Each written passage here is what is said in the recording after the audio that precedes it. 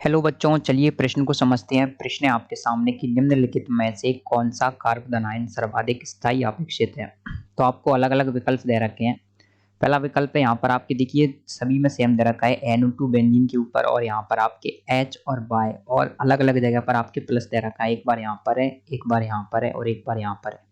तो आपको बताना है दिए गए विकल्पों में से कौन सा कार्बन आयन सर्वाधिक स्थायी होगा।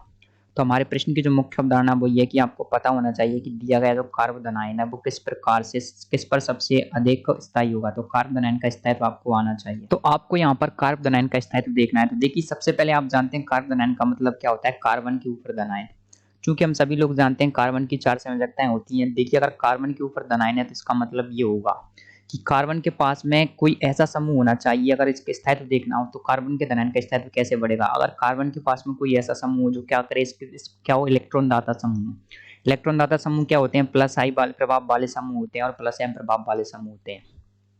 और अगर इसके आसपास कोई ऐसा समूह जुड़ जाए कार्बन से जो माइनस एम वाला हो या फिर माइनस आई वाला हो, तो हम कोशिश करते हैं कि जो कार्बन से उसकी जो स्थिति है वो कार्बन की जो जिस कार्बन के पास धनायन उससे वो दूर का दूर रह सके, जितना संभव हो सके वो उस कार्बन से दूर रहे। दूर रहने से आप जानते हैं दूरी के साथ में प्रेरणिक प्रभाव की जो जो सापेक्षता होती है वो क्या होती है, घटती जाती है।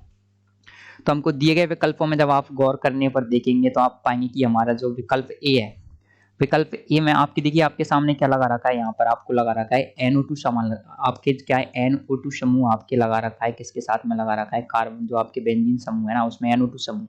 तो आप जानते हैं NO2 समूह क्या करता है, एक तो आपके माइनस एम प्रभाव लगाता है और एक आपके माइनस आई प्रभाव लगाता है। तो माइनस एम और माइनस आई प्रभाव लगाता है तो इसका मतलब है कि इलेक्ट्रॉनों को क्या करता है, ये खींचने का कार्य करता है। जब ये इलेक्ट्रॉनों को खींचने का कार्य करता है तो हम चाहेंगे कि इससे क्या हो, जितना भी ये कार्बन आयन से हो सके उतना संभव दूर रह सके। तो हम इसको क्या करेंगे, दूर रखने का प्रयास करेंगे। तो आप देखेंगे दिए गए विकल्पों को जब आप अध्ययन करेंगे तो आप पाएंगे कि विकल्प ए के बिल्कुल पास में ये आपके जो कार्बन आयन है। विकल्प बी में क्या है, आपके विकल्प बी में आप देखेंगे तो नंबर 2 पर है। ये विकल्प सी में देखेंगे तो आपके ये क्या है, नंबर 3 पर है। और जो इसकी अनुवादी संरचना है वो भी पास में है। विकल्प डी में देखेंगे आप तो नंबर 1 में है। तो आप विकल्प जब सी की संरचना को देखेंगे तो कुछ इस प्रकार की आप देखेंगे, विकल्प सी की संरचना कुछ इस प्रकार की है। तो विकल्प सी की संरचना कुछ इस प्रकार की जिसमें यहाँ पर कार्बन आयन है। तो आप देखेंगे यहाँ पर जो आपके NO2 समूह, NO2 समूह क्या करता है, प्रबल खींचु समूह होता है। क्या करता है, इलेक्ट्रॉन्स को अपनी ओर खींचने का प्रयास करता है। काय की सहायता से, एक तो माइनस आई की सहायता से और माइनस एम की सहायता से। तो आप देखेंगे यहाँ पर क्या हो जाएगा, ये जो इसकी जो स्थिति है कार्बन से बहुत दूर है। आप जब कार्बन की नंबरिंग करेंगे तो 1 2 3 4, तो नंबर 4 पर है। तो इससे क्या है, जो स्थिति है इसका प्रेरणिक प्रभाव है वो बहुत कम हो जाएगा। और जिसकी अनुवादी संरचना है आप इसको देखेंगे यहाँ पर H और Y। तो आप इस आधार पर कह सकते हैं कि जो हमारा सबसे अधिक स्थायी कार्बन आयन होगा वो आएगा आपके विकल्प सी।